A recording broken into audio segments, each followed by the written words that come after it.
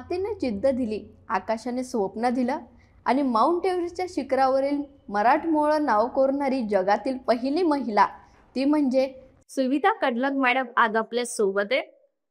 मंडळी. सुविधा कडलक मॅडमशी आज आपण त्यांनी माउंट एव्हरेस्टचे सर कशा प्रकारे केले, त्यांना कुठल्या अडचणी आल्यात हे आज आपण जाणून घेणार आहोत. तर नमस्कार मॅडम. नमस्ते. मी पूनम जेठार न्यूज अनकटमध्ये तुमचं मनपूर्वक स्वागत करते. So much. तर मॅडम, माझा सगळ्यात पहिला प्रश्न तुम्हाला असा आहे की तुम्ही माउंट एव्हरेस्टची सर केली, म्हणजे जगातील सर्वात उंच शिखर ते मानलं जातं.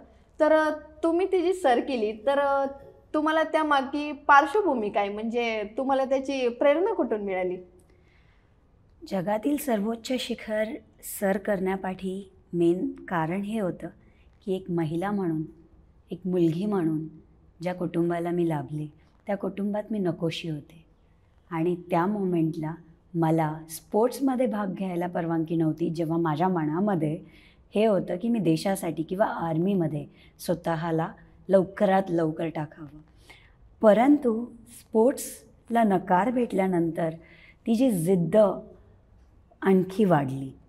मला हवं होतं की आता जर मी badge as an army women नाही लावू शकत, एक चूल आणि मूल सोडून मुलीला काय करायचं आहे असं म्हणणाऱ्या कुटुंबाला मी नक्कीच माझी स्ट्रेंथ प्रूव्ह करावी आणि नंतर देशाच्या कामी आले हा अनुभव सर्वांना द्यावा. म्हणून मी माउंट एव्हरेस्टवरती तिरंगा भगवा नऊवारीत फडकवला. नऊवारी म्हणजे तुम्ही जी नऊवारी नेसून जे तुम्ही जो गेटअप केला होता, म्हणजे काय त्याच्या मागं तुम्हाला काय संदेश द्यायचा होता? पाहिलं तर महाराष्ट्र आणि महाराष्ट्राला लागून ती सह्याद्री, एवढी मोठी सह्याद्री रांग असताना आपल्याकडे एक माउंटेन ट्रेनिंग किंवा ॲडव्हेंचर ट्रेनिंग इन्स्टिट्यूटच नाही आहे, जी खूप गरजेची आहे. महाराष्ट्राला एक adventure institute in land and mountain उपलब्ध करून देणं हे माझा मेन संदेश होता. पण त्या वातावरणामध्ये, म्हणजे ऑक्सिजन कमी असलेल्या वातावरणात पण तुम्हाला स्वतःला कसं सावरलं, म्हणजे शारीरिक पण मानसिक पण? हे बघा, जेव्हा तुमच्याकडे तुम्ही मेंटली प्रिपेअर्ड आहात की मला काहीतरी करायचं आहे, जेव्हा तुम्ही मेंटली प्रिपेअर्ड असताना हार्टमधनं म्हणजे मनापासून करण्याची इच्छा ठेवता, तर nothing can stop you. It's not possible for any one two stop you. So कुणी नाही थांबवू शकत, तर नेचर का म्हणून साथ नाही देणार? बरं, मी ज्या ॲक्टिव्हिटीज माउंटेनमध्ये घेते, क्लेनलीनेस ड्राईव्स, ते सगळे माझ्या प्लॅनेट करता आहे, माझ्या नेचर करता आहे. नेचर पुढे कोणता मायबाप उभा राहू शकतो का? पण तुम्ही जे मगाशी म्हटलंय की त्या घरात मी नकोशी होते, म्हणजे ह्याचं काय? मुलगी जन्माला आली ना, जेव्हा मुलगी जन्माला आली तर घरच्यांना असं वाटलं की कदाचित चुकी झाली माझ्या आईकडनं मला जन्म देऊन. आणि आता तेच घरचे मी जाण्या अगोदर ताट करून बसतात, वेगवेगळ्या छान छान साड्या आणतात. जरी मी घालत नसेल खूप जास्त, परंतु मला माझा वॉर्डरोब ओपन करता खूप ऑप्शन्स भेटतात. पण मॅडम, आपण जे एव्हरेस्ट अलायन्स बोर्डवरती जे प्रतिनिधित्व करताय, तर नेमकी त्याच्या काय, म्हणजे कशासाठी? बरं, एव्हरेस्ट अलायन्स ही एक संस्था आहे जिच्या मार्फत आम्ही क्लेनलीनेस ड्राईव्स ग्लेशियर सेव्हियर करता घेतो. आणि ही वर्ल्ड रेकग्नाइज इव्हेंट आहे की तुम्ही आपल्या स्वतःच्या कंट्रीला सुद्धा त्या प्लॅटफॉर्मवरती नेता आणि तिथे जाऊन आपली हिम नदी जिथून वाहते तिच्या सेव्हियरच्या कामी लागता. अनेक लहान विद्यार्थी जे NSS NCCमध्ये आहेत त्यांना एक प्लॅटफॉर्म क्रिएट करतो आपण CSR मार्फत, की जेणेकरून त्या मुलांना आपण इंटरनॅशनल प्लॅटफॉर्मवर क्लेनलीनेस ड्राईव्हमध्ये पार्टिसिपेट करण्याची अपॉर्च्युनिटी देतो. आणि त्याच निमित्त त्या लेकरांना Annapurna base camp, Everest base camp सारखे ट्रेक्स ही स्पॉन्सर्ड असल्यामुळे त्यांना तिथे जाऊन त्याची अपॉर्च्युनिटी भेटते. सो ही एक खूप सुंदर कल्पना आहे त्या मुलांसाठी तो प्लॅटफॉर्म अवेलेबल करून देण्याकरता. बरं, एव्हरेस्ट अलायन्स बोर्डवरती पहिल्यांदाच जर भारताचे प्रतिनिधित्व करण्याची अपॉर्च्युनिटी कोणाला भेटली असेल तर ती देवाच्या कृपेने मला भेटली आहे. म्हणून मला असं वाटतं की अधिकांश लोकांना मी या इव्हेंटकरता एकत्र करेल, कारण तुम्हा सर्वांना माहिती आहे की यावर्षी म्हणजे 2025मध्ये तुम्ही चायना, पाकिस्तान, नेपाळ आणि मुळात इंडियाला हे पूर्ण जवळून एक्सपिरियन्स करताना पाहिलं आहे की ओव्हर फ्लड्स होत आहेत, हेवी फ्लड्स होत आहेत, ज्याने अगदी गावच म्हणावं की पूर्ण शहरच म्हणावं की सिटीज म्हणावं की स्टेटच म्हणावं, जवळजवळ धुवून चाललं आहे. सो याची खूप गरज आहे की आपण ग्लेशियरला सेव्ह करावं.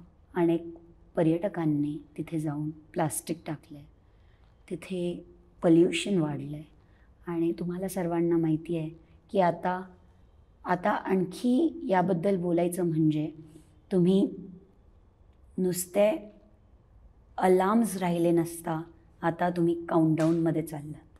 So why don't you all come together, let's do something to save our planet, uh mother earth, आपल्या सर्वांची आई म्हणजेच आपलं प्लॅनेट. पण तुम्ही एव्हरेस्ट सर करत असताना तुमच्यावर त्याचे म्हणजे कुठले तुम्हाला वाईट आणि चांगले प्रसंग असे आलेत, म्हणजे तुम्ही अशी तिथं कुठली गोष्ट सगळ्यात जास्त अनुभवली? -डिग्रीज तिथे तुम्हाला जर पाणी वितळायचं असेल तर किमान 4 तास लागतात. ब्लूटेन गॅस वापरून आपण पाणी वितळत असतो. आणि कॅम्प 4चा जर एखाद छोटासा एक्सपिरियन्स सांगायचा झाला तर मी पाणी बॉईल होण्याची वाट पाहते आहे आणि स्पार्क हिट झाला आणि माझ्या बॅगला आग लागली होती. तो मोमेंट असा होता की कदाचित आम्ही सर्वांनी जीव गमावला असता, कारण ब्लूटन गॅस एक साईडला आमची सेव्हियर आहे की त्या अल्टिट्यूडला पाणी बर्फाचं करून देते आणि आम्ही पितो. पण दुसऱ्या साईडला जर ब्लूटन गॅसनी स्पार्क पकडला तर तो एक्सपोर्टपेक्षा कमी नसतो. सो तिथे माझा जीव वाचला. पुढे जर सांगायचं झालं तर हिलरी स्टेप, माउंट एव्हरेस्टचा तो पोर्शन जिथे कुणी जर पडले तर ते वाचून परत येणं हे अशक्य नाही, म्हणजे तो ड्रीमच पाहू नाही शकत कुणी. तिथून मी रिटर्न आली आहे. हिलरी स्टेपवर घसरली होती. लकीली कुणाची मदत भेटली. मदर अर्थला कदाचित वाटलं की मी परत यावी. अनफॉर्च्युनेटली तिथल्या मार्गात मी जेवढं पण गोप्रोनी रेकॉर्ड केले होते तर 2 गोप्रो होते माझ्या डाऊन सूटमध्ये, दोन्ही बाजूच्या पॉकेटमध्ये. दोन्हीही पडले हिलरी स्टेपवर. त्याने मेमरीज घेतले पण मला तुमच्यासमोर पाठवलं की मी तुम्हाला माझ्या भावना एक्सप्रेस करू शकू. बाकी आयफोननी जेवढं फार कॅप्चर केलं होतं त्याची डेटाच्या सहारे तुम्हाला पण कळालं की मी एव्हरेस्ट केलं आहे. पण तुम्ही जे म्हणता ते 40 दिवसांमध्ये तुम्ही काय असं नाही का तुम्ही सहन केलं होतं? 40 दिवस तुमचा एक सफर महिला असताना पिरियड्स हा एक इश्यू असतो. काहींना 5 दिवस असतो. मला 42 दिवस तो त्रास सहन करताना चढाई करायची होती. म्हणजे आपण जोपर्यंत ह्या कॅम्पवरून त्या कॅम्पपर्यंत पोचत नाही तोपर्यंत चेंज करायची पण अपॉर्च्युनिटी नाही भेटणार. अशा कंडिशनमध्ये ते सहन करावं लागलं. बरं, तुम्हा सर्वांना कदाचितच माहीत असेल किंवा माहीत नसेल, पण आर्यन्सचा खूप मोठा सपोर्ट होता मला. मी नामचे बाजारला पोचले आणि इथून मला आर्यन्समधनं एक कॉल आला की ताई, आम्ही तुम्हाला 1,00,000 रुपये अशी मदत करू इच्छितो आहे. आणि कुठलेच काही कनेक्ट नसता त्यांच्याकडनं मला ही मदत त्या मिनिटाला झाली ज्या मिनिटाला मला कुणीतरी 1000 रुपये तरी देऊन वाढवा माझी स्पॉन्सरशिप, अशी परिस्थिती असताना त्यांची मला 1,00,000ची मदत आली होती.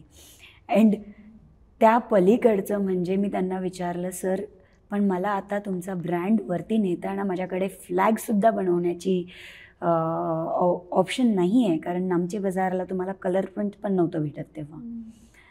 तर ते म्हटले, ताई आम्ही नंतर पहिलं तुमची समिट. सो अशी मदत मला घडली. आणि I must always say thank you to whosoever comes ahead and supports me. पण एका आंतरराष्ट्रीय ब्रँडचा चेहरा होणं तुम्हाला कसं वाटतं? हो, जेव्हा मला 2025मध्ये सगळे रेकॉर्ड्स काढल्यानंतर एव्हरेस्ट अलायन्सनी एव्हरेस्ट समिटर्स समिट असा कार्यक्रम घेतला होता. त्यात त्यांनी मला फेलिसिटेट केलं आणि त्यात त्यांनी डिक्लेअर केलं की I am the world's first person who has taken Indian culture on Everest. त्या मोमेंटला काही रेकॉर्डिंग्स पाहिल्यानंतर चायनीज ब्रँड पिलिएट यांनी तिथे स्टेजवरतीच डिक्लेअर केलं की सुविधा, आम्ही तुला गिअर्स देऊन तुझ्या पुढच्या चढाई कांचनजुंगा म्हणजे भारतातील सर्वोच्च शिखर याला मदत करू इच्छितो. आणि किमान 7.5-8 लाखाचे गिअर्स मला त्यांनी विदाऊट एनी कॉस्ट अवेलेबल करून दिले होते. सो ऑब्व्हियसली असं काही भेटणं आणि एवढा मोठा मोटिवेशन क्रिएट होणं is a very big thing for a athlete like me. So obviously माझ्यासाठी ही खूप मोठी मदत होती. अनेक इंटरनॅशनल प्लॅटफॉर्म्सवरती मला फेलिसिटेट केलं जातं, अनेक कार्यक्रमांमध्ये माझ्या अचीवमेंटला बोलवलं जातं. तर त्या सगळ्यांसहित मला असं वाटतं की माझं एक स्वप्न आहे जे खूप छोटं असावं कदाचित सर्वांच्या दृष्टिकोनाने, पण माझ्यासाठी माझं जग आहे. रुरलच्या मुलांना, विद्यार्थ्यांना एक प्लॅटफॉर्म क्रिएट करून द्यायचं आहे की जेणेकरून ते जेव्हा डोंगरामध्ये जातील तर त्यांना basic knowledge to advance level mountaineering knowledge ही विदाऊट एनी कॉस्ट अवेलेबल करून द्यायची आहे. पण तुम्ही माउंट एव्हरेस्ट चढल्यावरती म्हणजे तुमची त्यावेळेसची मुवमेंट काय होती? म्हणजे तुम्हाला आनंद असं कशा प्रकारे म्हणजे असं झाला होता? मी ज्यावेळेस उंचाईवर पोहोचले, ज्यावेळेस मी वर्ल्ड्स हायेस्ट पीकच्या world's toppest umbrella called Everest समिटवर पोहोचली, गुडघ्यावर येऊन मी पहिलं देवाला, माझ्या स्पॉन्सर पार्टनर्सला आणि सर्व भारतीयांना, ही चढाई माझी एकटीची नव्हतीच, ही 4.10 बिलियन जी फौज आहे माझ्या पाठी, माझे भारतीय नागरिक म्हणा किंवा माझे बांधव म्हणा, ज्यांची खूप सपोर्ट झाली आहे मला ह्या उंचाईवर पोचायला, त्यांना धन्यवाद पहिला केला.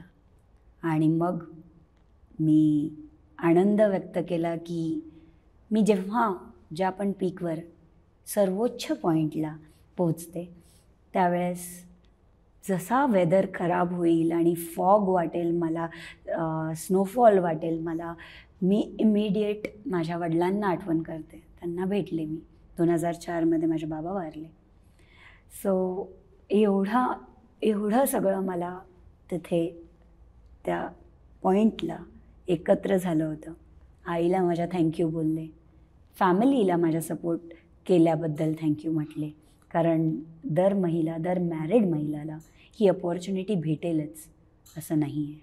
सो ही अपॉर्च्युनिटीसाठी मी सर्वांना थँक्यू केलं आणि मग मी म्हटलं, yes mother earth, you are just by me, please help me की मी त्या रुरलच्या मुलांच्याही कामा येऊ. बस एवढंच होतं माझं तिथे. पण तुमच्या मते 8,000 मीटर शिखर चढणं म्हणजे ते अल्टिमेट टेस्ट का मानलं जातं? हो, आर्मीच्या विद्यार्थ्यांना जर जवळून पाहिलं तर आर्मी मेनला, विद्यार्थ्यांना नाही मेनला, आर्मी मेनलासुद्धा तो टेस्ट पास करावा लागतं to show the capacity of the endurance they are prepared with. फक्त आपल्या देशातल्याच नसता, सर्व देशातल्या मेन नेव्ही, आर्मी, एअरफोर्सच्या मेन कॅन्डिडेट्सला तिथे पोचवलं जातं की तुम्ही तुमची अल्टिमेट स्ट्रेंथ प्रूव्ह करावं. कारण टफेस्ट वेदर, -डिग्रीज, ऑक्सिजन कमी, त्यानंतर हिलरी स्टेप्स अशा पॉईंट्सवरनं पास करणं, किंवा लेडर क्रॉसिंग जर म्हटलं तर लेडर असते ॲल्युमिनियमची आणि त्यावर तुम्ही चालायचं आहे. तुम्ही नॉर्मल बुटं घालून चालायला थरकाप होतो, तेथे तुम्ही क्रॅम्पॉन्स आणि जवळजवळ 2.5 किलोची बुटं घेऊन चालता. मला आणखी एक एक्सपिरियन्स आठवला आपल्या कॉन्व्हर्सेशनमध्ये. तो होता, मला शू बाईट्स डेव्हलप झाले. 4 शू बाईट्स, एक नसता 4. तळहाता एवढे शू बाईट, त्यातल्या अर्ध्या तळहाता एवढे स्किन गेलेली. अशा कंडिशनमध्ये मला त्या मोमेंटला, म्हणजे मी तर रोटेशनलाच गेली होती जेव्हा मला शू बाईट डेव्हलप झाला. रोटेशनवरून आपण परत येतो, जसं काही आपण समजा कळसूबाई म्हणा, कळसूबाई चढायची आणि परत यायची आणि पुन्हा चढायचे. तर ते परत आल्यानंतर मी टेन्शनमध्ये की आता ही शू बाईट जर सुकली नाही, परत एकदा ते शूज घालू शकणार नाही, आणि जर शू बाईटनी पाणी पकडलं तर माझ्या बोनपर्यंत हाडं गोठणारी थंडी ही पोहोचू शकते आणि कदाचित गुडघ्यापासून मला पाय सोडावे लागतील. सो एवढी मोठी भीती होती, त्यालाही मी फेस करू शकले. कारण कदाचित हेच लिहिलेलं होतं, कदाचित हेच अपेक्षित होतं की मी परत येऊन काहीतरी जे प्लॅन करते आहे ते मार्गी लागावं. तर मॅडम, आपलं आता पुस्तक एक रिलीज होतं आहे, तर त्या पुस्तकाला तुम्ही म्हणजे कहाणीच्या स्वरूपात म्हणजे आम्हाला त्याची वेब सिरीज पाहायची असेल तर ते तुम्ही कोणाला त्या स्वरूपात पाहताय करून? माझ्या कहाणीला मला वाटतं की जर जवळून कोणी प्ले करू शकतं तर ॲक्ट्रेस म्हणून मी प्रियांका चोप्रा पाहू शकते किंवा जेनेलिया मॅम पाहू शकते. त्या छान ॲक्टिंग पण करतात आणि माझ्यासारख्याच अवघड सिच्युएशनला सुद्धा स्माईल करून घालवतात. एरवी माझ्या स्टोरीचं खूप डिटेल्स जर पाहिलं तर एक मुलीला किती अवघड सिच्युएशन्समधून बाहेर यावं लागतं असं असतं, असं आहे. तर ऑब्व्हियसली याला छान प्ले करायला स्माइलिंग फेसची गरज आहे ना, आणि obviously I will see them. माझ्यासारखं तर नाहीच करता येणार, कारण खूपच अवघड सिच्युएशन्सला पुढे पाठी टाकून मी पुढे आली आहे. पण येस, एक ॲक्टिंग स्वरूपात त्या छान करू शकतात. पण तुम्ही जे हे पुस्तकाचं जे सांगताय, पण तुम्हाला त्या माध्यमातून म्हणजे समोर प्रेक्षकांना काय असं म्हणजे संदेश द्यायचा काय त्या पुस्तकाच्या माध्यमातून? माध्यमातून मला हेच सांगायचं आहे की it's not the gender, it's anyone and everyone who can achieve. B it a man, B it a women, सगळ्यांना तेवढीच. कोणी तकलादू बनवला नाही आहे देवाने. देवाची घडवणूक आहे म्हटल्यावरती सर्व तेवढेच स्ट्रॉंग आहेत. सो महिला म्हणून तिला खाली टाकणं किंवा मुलगा म्हणून त्याला पुढे नेणं हे करण्याऐवजी आपण मुलीला आणि मुलांना सेम प्राधान्य दिलं तर आपण अर्ध जग तिथे जिंकलोत. 2025मध्ये सुद्धा आता आणखीन इश्यूज महिलांरिलेटेड न्यूजमध्ये येत आहेत. मला डिस्क्राईब करायची गरज नाही, परंतु त्यातसुद्धा मुलीला बहिणीच्या रूपात आणि मुलाला भावाच्या रूपात पाहण्याची ही जी सवय तुम्ही जर टाकली तर नक्कीच तो चष्मा आपोआप बदलेल आणि विषय सर्वांना समजेल.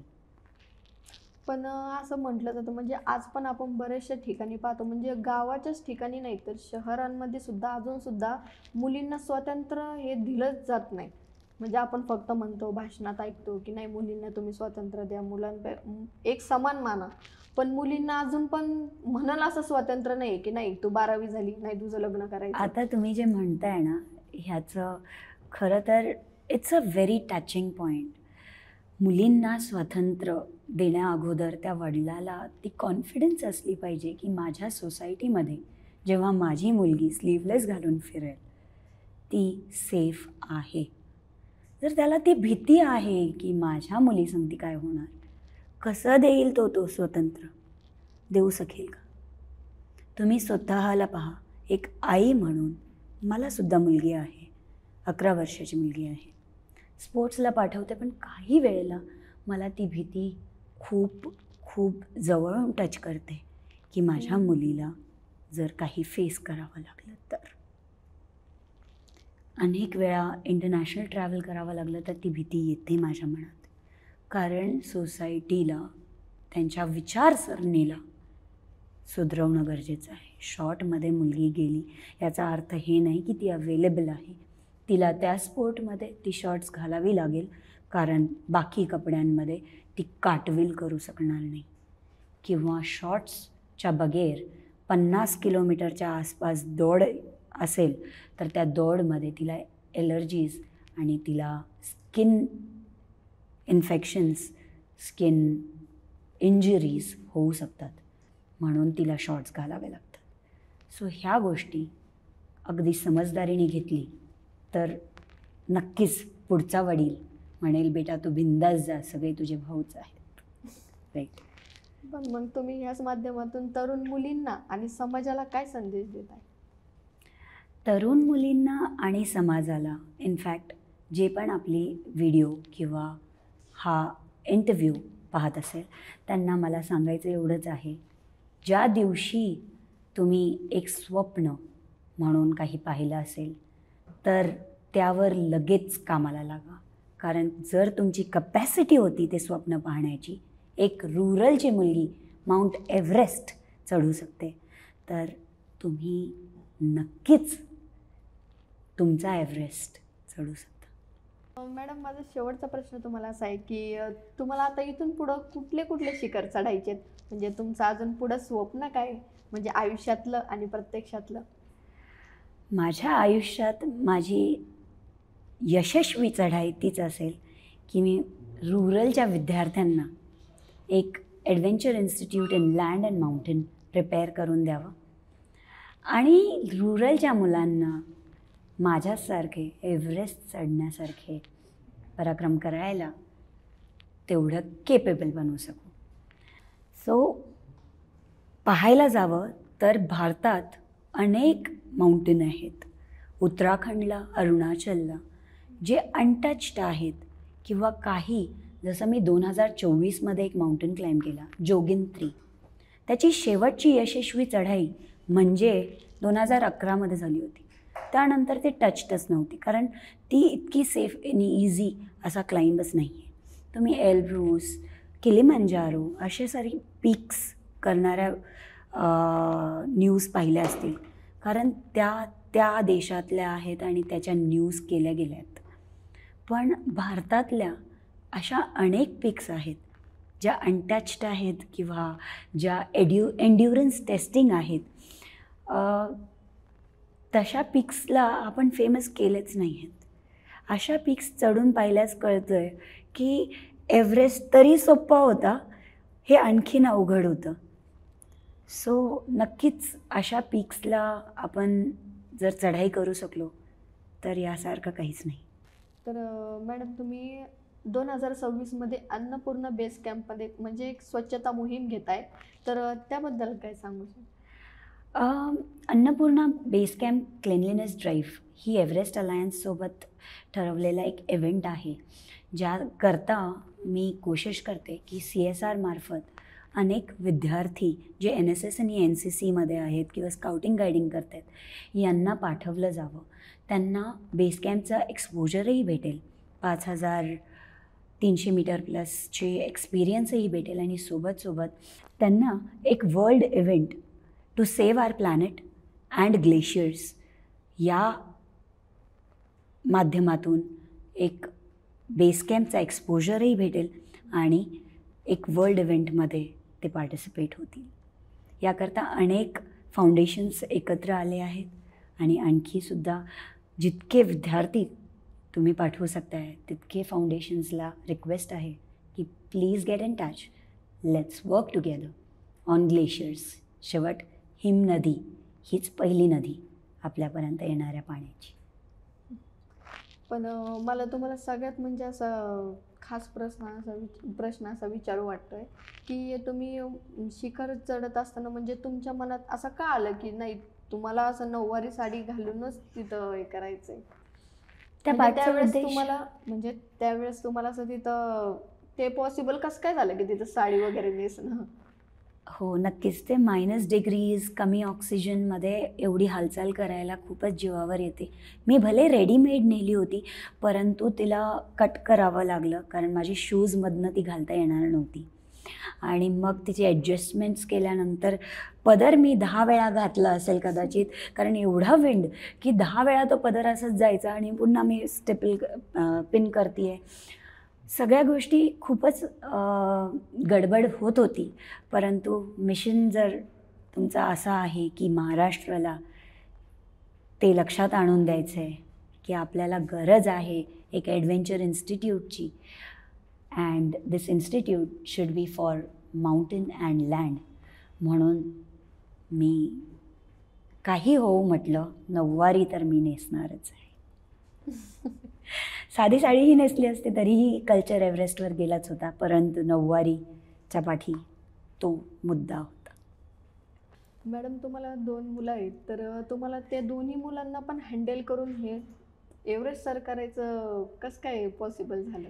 हे बघा, जेव्हा आपण स्वप्न जोपासतो ना, तर आपल्या स्वप्नांना जोपासताना आणि त्याला सक्सेस होताना जेव्हा लेकरं पाहत असतात, तर त्यांच्यामध्ये सुद्धा अननोईंगली छान डेव्हलपमेंट होती.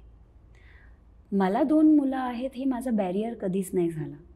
उलट माझ्यासाठी तो सपोर्ट झाला, कारण त्या मुलांना स्पोर्ट्स रिलेटेड आणखी कनेक्शन वाढलं. त्यांच्यामध्ये स्पोर्ट्स रिलेटेड प्रेम आलं. त्यांना दिसतं आहे माझी मम्मा जर एक मॅरेथॉन रन करते आहे, पोडियम फिनिश करते आहे, म्हणजे ती राईट चालली आहे असं सोसायटी समजते आहे, मलासुद्धा हे केलं पाहिजे.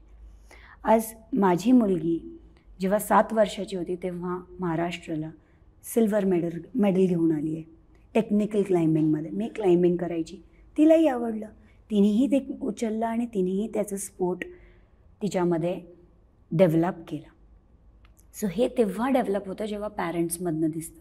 मी बाहेरचं जेवण खात नाही, आज तीसुद्धा तेच प्रिफर करते की मम्मा मी हेल्दी फूड खाऊ.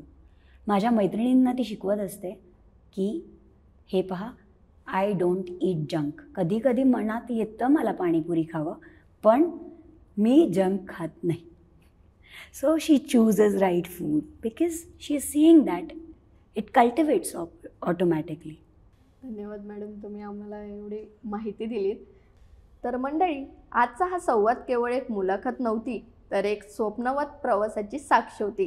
कारण जिचं ध्येय आभाळहूनही उंच होतं, त्याच सुविधा कडलक मॅडमना मानाचा मुजरा आणि त्यांना पुढच्या आयुष्यासाठी किंवा पुढच्या त्यांच्या स्वप्नासाठी त्यांना अनेक शुभेच्छा. Thank you so much. आज या सुंदर अशा प्लॅटफॉर्मवर मला बोलवलात आणि माझी मतं मांडू दिल्यात, त्याकरता खूप खूप आभार. आर्यन्सचं मी मनापासून आभार मानते, कारण त्यांचा खूप मोठा हात माझ्या मोठ्यात मोठ्या चढाईमध्ये होता, माउंट एव्हरेस्टमध्ये होता. Thank you so much. धन्यवाद.